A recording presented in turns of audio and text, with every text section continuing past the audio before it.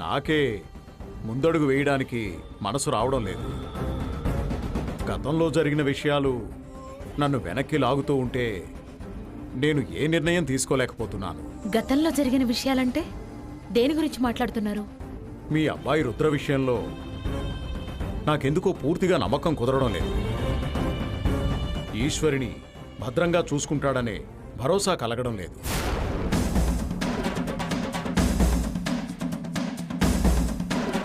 ఎందుకు పద్మనాభం గారు నా కొడుకు మీద అంత అపనమ్మకం దేనికి? ఎందుకంటే మీ అబ్బాయి కోపం వస్తే కొండ అంతుంటుంది, మంచితనం వస్తే మహాసముద్రం అంతుంటుంది. ఒక మనిషిలో ఏది అంత స్థాయిలో ఉండడం మంచిది కాదమ్మా. ప్రతి మనిషికి కోపము కామనే, మంచితనము మామూలే. కానీ అవి రెండు భిన్న ధృవాల్లా ఎప్పుడూ ఉండకూడదు. దానివల్ల ఆ మనిషి ఎప్పుడు ఎలా ఉంటాడో అంచనా వేయడం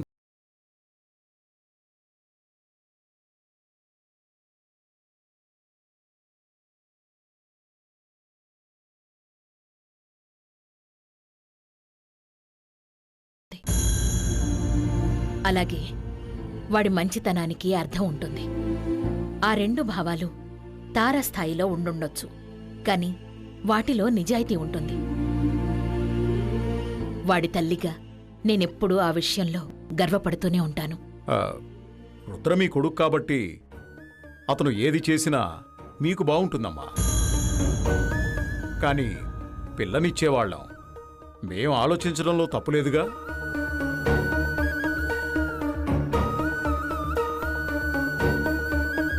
అమ్మా, దయచేసి మీరు మరోలా భావించకండి. ఇక్కడ వరకు వచ్చి ఇలా పెళ్ళి ఆపేద్దామని మాట్లాడుతున్నానని నన్ను తప్పు పట్టకండి. యశోదాదేవి గారు, నా మాట మన్నించండి.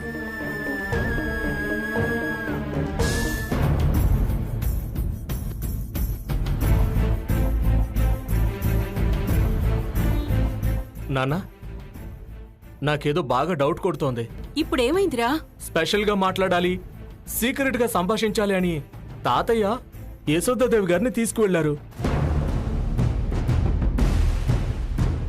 అక్కడేం మాట్లాడుతున్నారో, ఏం ముప్పు తీసుకొస్తారో ఇంతవరకు వచ్చిన తర్వాత ఇప్పుడు ఈ సంబంధం ఎక్కడ ఇరకాటంలో పెడతారో అని అనుమానంగా ఉంది. వంశీ అంటుంటే నాకు కూడా సందేహంగానే ఉందిరా. అసలే ఈయనకు నోరు అదుపులో ఉండదు, మాట కుదురుగా ఉండదు. యశోదాదేవి గారికి ఏం ఉపన్యాసాలిచ్చి ఏం ఉపద్రవాలు తెస్తారోనని నాకు టెన్షన్గానే ఉంది.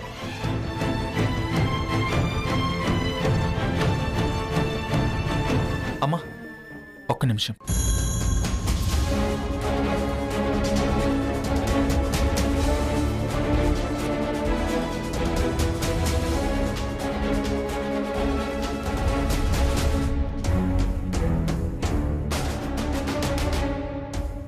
చూడండి పద్మనాభం గారు, నేను మీకు రెండు భిన్న ధృవాల్లా కనిపించుండొచ్చు. నా మనస్తత్వం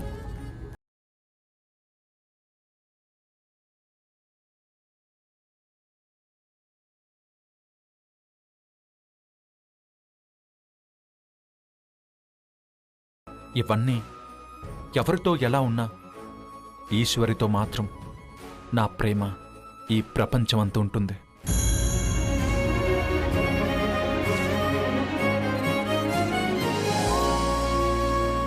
ఈశ్వరి మీద నా అభిమానం ఆకాశమంతుంటుంది. అందరి మీద నాకుండే ఎమోషన్స్ వేరు, ఈశ్వరి మీద నాకుండే ఎమోషన్స్ వేరు.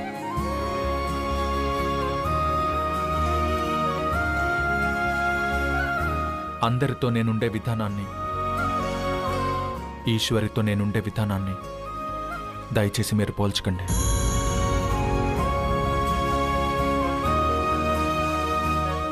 మామూలు వ్యక్తులతో మనం చాలా మామూలుగా ఉంటాం, కానీ మనసుకి నచ్చిన వాళ్ళతో మాత్రం వాళ్ళ ఇష్టాలని మన ఇష్టాలుగా చేసుకుని వాళ్ళ అయిష్టాలని మనం కూడా అయిష్టాలుగా మార్చుకుని వాళ్ళ కోసం జీవిస్తూ ఉంటాం.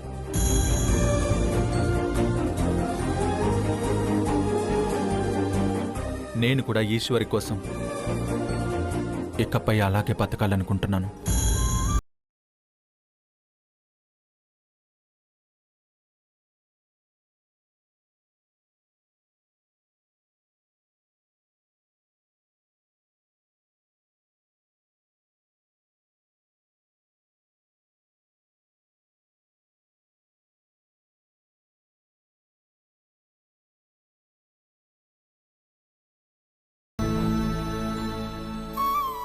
మా అమ్మ మీద ఒట్టేసి మరీ చెప్తున్నాను, ఈశ్వరిని నా కంటికి రెప్పలా చూసుకుంటాను.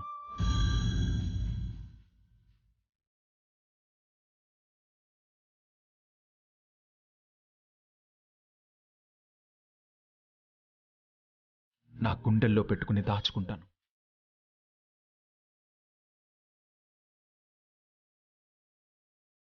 ఇప్పటికైనా నమ్మకం కుదిరిందా?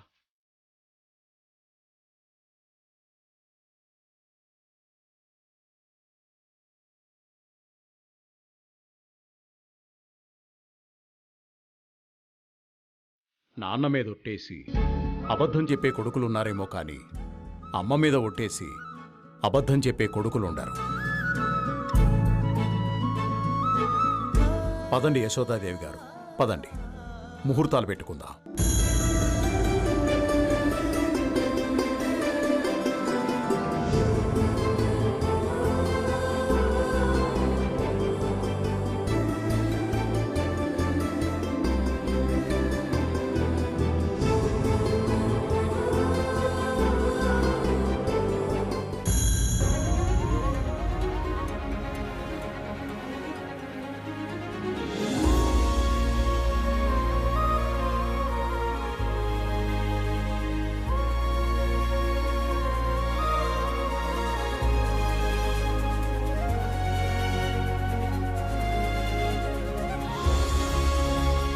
నా మీద మీకు ఎంత ప్రేమ ఉందని నాకు తెలియదు రుద్ర గారు. ఏ అమ్మాయి అయినా ఇంత గొప్పగా ప్రేమించే భర్తని కోరుకుంటుంది రుద్ర గారు. మిమ్మల్ని చూస్తుంటే నాకేమనిపిస్తుందో తెలుసా? అదృష్టాన్ని 6 అడుగుల పోత పోసి దేవుడు నా కోసమే పంపించాడా అనిపిస్తుంది. నేను మిమ్మల్ని ప్రేమిస్తున్నాను అనుకున్నాను, కానీ మీరు నన్ను ఇంతలా ప్రేమిస్తున్నారని తెలిసి ఐఎమ్ సో హ్యాపీ.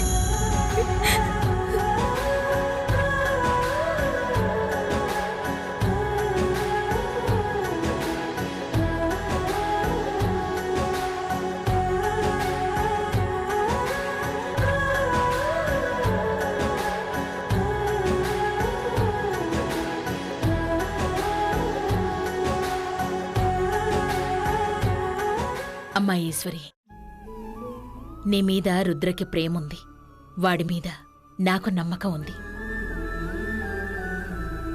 ఇది చాలు మీ జీవితాన్ని కలకాలం ఆనందమయం చేయడానికి.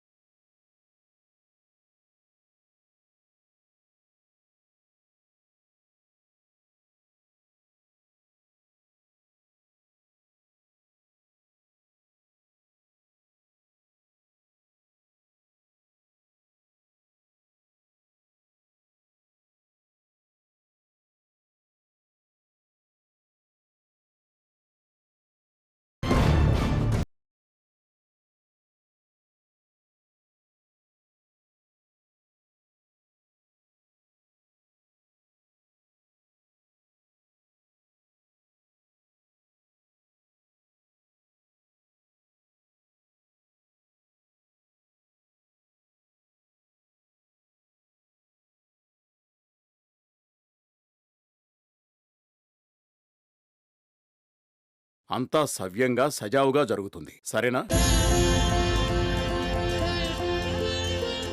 అమ్మయ్యా, మీరు ఆ మాట అన్నారు. ఇప్పుడు నాకు నిశ్చింతగా ఉంది. నమస్కారం అమ్మా. నమస్కారం నమస్కారం, కూర్చోండి. అమ్మా, ఇంకొక 10 నిమిషాలు పోతే అమృత గడియలు మొదలవుతాయి. అప్పుడు పంచాంగం చూసి ముహూర్తం పెడతాను. సరే పంతులు గారు.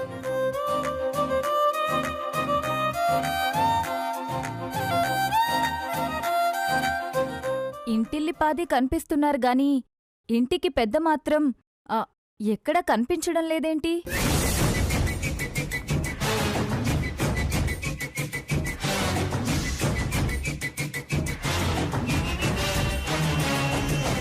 కోడల్ని చూడాలి, కోడల్ని కలవాలి, కోడలతో మాట్లాడాలి అని నిన్న కోడలి జపం చేస్తూ మా ఇంటికే వచ్చిన మీ ఆయన గారు ఇప్పుడేంటి కాబోయే కోడలు ఇంటికొస్తే ఆయన కంటికి కూడా కనిపించడం లేదు?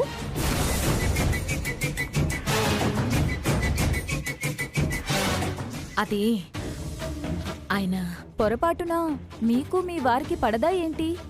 అబ్బే, అదేం లేదు సుందరి. పోనీ మీ అబ్బాయి గారికి మీ ఆయన గారికి ఏవైనా గొడవలా? ఆహా, అలాంటిది కూడా ఏం లేదు సుందరి. మరి ఇంట్లో ఇంత ముఖ్యమైన కార్యక్రమం పెట్టుకొని ఆయన ఇంట్లో లేకపోవడం ఏంటి?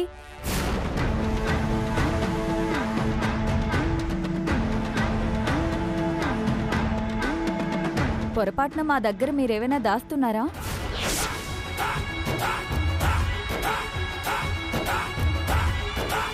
రేపు జరిగే కార్యక్రమంలో ఈయన ఉండడానికి వీల్లేదు. ఉంటే ఈ కార్యక్రమం జరగదు. జరగాల వద్దా అన్నదే నువ్వే నిర్ణయించుకో. యశోదాదేవి గారు, నేను గమనించలేదండి. మీ వారెక్కడా? ఆయన కొంచెం ముఖ్యమైన పనుండి వెళ్ళారండి. వచ్చేస్తారు. వచ్చేస్తారా ఏంటక్కా? అదిగో వచ్చేసారు, అటు చూడు. ఈయనేంటి ఇలా వచ్చేస్తున్నారు? రుద్ర చూస్తే ఇంకేమైనా ఉందా? ఈయన్ని చూస్తే రుద్ర తాండవం మొదలు పెడతాడు. వాడి గురించి తెలిసి కూడా ఈయన ఇలా ఎందుకు చేస్తున్నారు?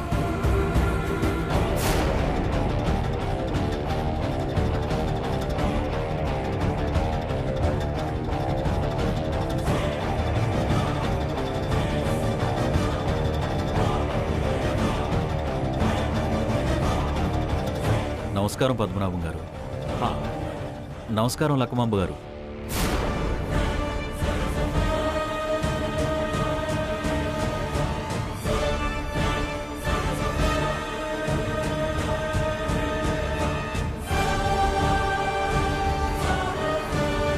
ఇప్పుడు రుద్ర వస్తే ఈ పరిస్థితిని నేను ప్రశాంతంగా ఎలా డీల్ చేయాలి?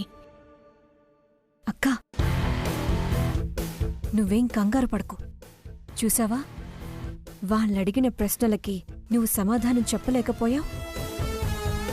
ఇలాంటి పరిస్థితి వస్తుందని బావగారిని నేనే రమ్మన్నాను. ఇప్పుడు బావగారు నువ్వు తలదించుకునే పరిస్థితి రాకుండా పరిస్థితిని చక్కబెట్టారు. ఈ పరిస్థితిని ఆయన చక్కబెట్టారో లేదో తెలీదు గాని రుద్ర వస్తే మాత్రం సిచ్యువేషన్ సునామీ లెవెల్లో ఉంటుంది. వాణ్ణి కంట్రోల్ చేయడం చాలా కష్టం రత్నాంగి. ఆ విషయం తెలిసి కూడా ఈయన్ని ఎలా రమ్మని చెప్పావు? దీనికి కూడా నా దగ్గర ఒక సొల్యూషన్ ఉందిలే అక్కా, నువ్వేం కంగారు పడకు. విశ్వనాథ్ గారు, సుబ్బు గారు, మీతో మా బావగారు పర్సనల్గా కూర్చొని మాట్లాడాలనుకుంటున్నారు. కాబోయే వియ్యంకులు కదా. అయ్యో, దాందే ఉందండి, తప్పకుండా. బావగారు, మీకు కాబోయే వియ్యంకుల్ని మీ రూమ్కి తీసుకువెళ్ళండి. మీ పద్ధతిలో వాళ్ళకి ఆతిథ్యం ఇవ్వండి. సరే రత్నాంగి. విశ్వనాథ్ గారు, సుబ్బు గారు, నాతో రండి.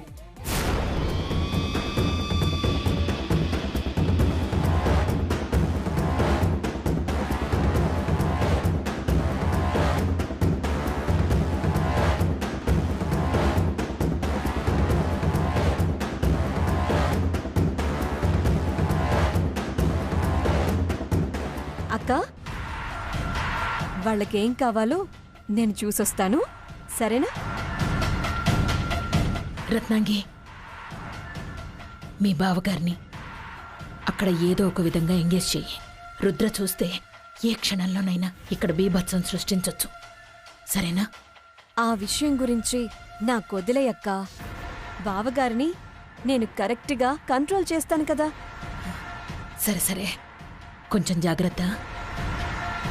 ఆయన మాత్రం రుద్ర కంట పడకూడదు. సరే అక్క. బావగారిని ఎంతవరకు ఎంగేజ్ చెయ్యాలో, ఎప్పుడు రిలీజ్ చెయ్యాలో నాకు బాగా తెలుసక్క. ఇప్పుడు బావగారిని ఒక అద్భుతమైన ఆయుధంగా మార్చబోతున్నాను. బ్రహ్మాండం బద్దలైపోయేటంతా ఒక కార్యానికి బావగారే కారణమయ్యేలా తీర్చిదిద్దబోతున్నాను. చూస్తూ ఉండు.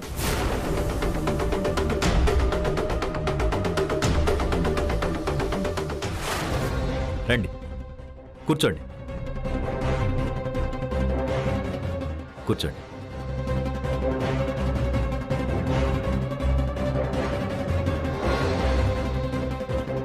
మాతో ఏదో మాట్లాడాలన్నారు. అయ్యో, కాబోయే వియ్యంకులు సరదా సరదాగా ఏవైనా మాట్లాడుకోవచ్చు.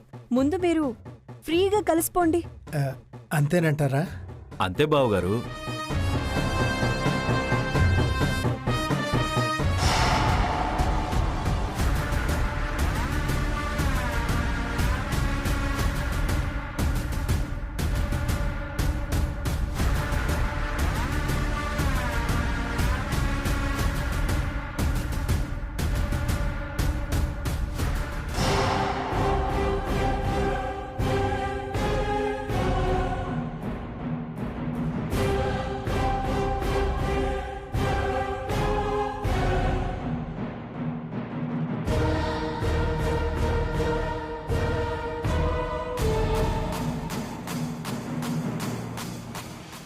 ఒక్క నిమిషం.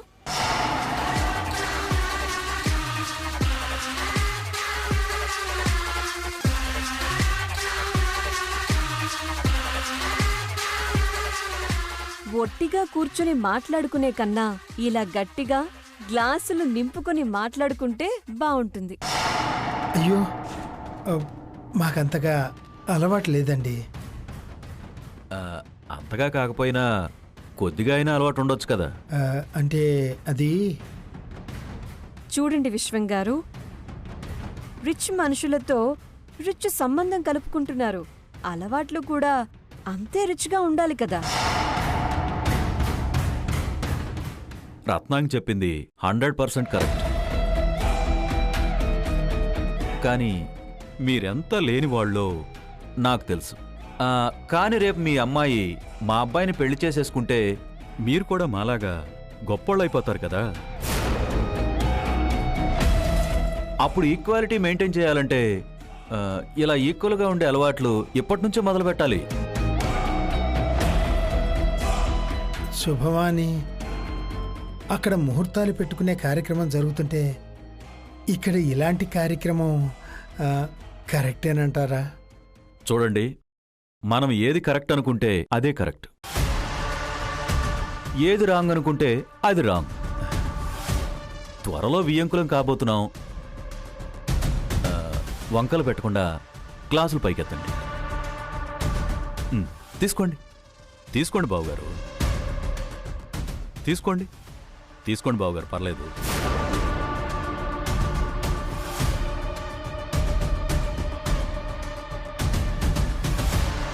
గ్లాస్ ఎత్తండి బావుగారు. Cheers, cheers.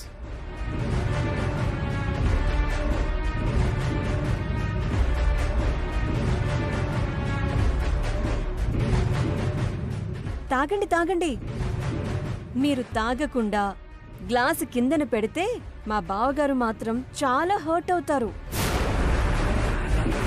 ఇంతవరకు వచ్చింది అభిమానంగా కలుపుకోవడానికే కాని అవమానించుకోవడానికి కాదు కదా. తాగండి తాగండి, తాగండి.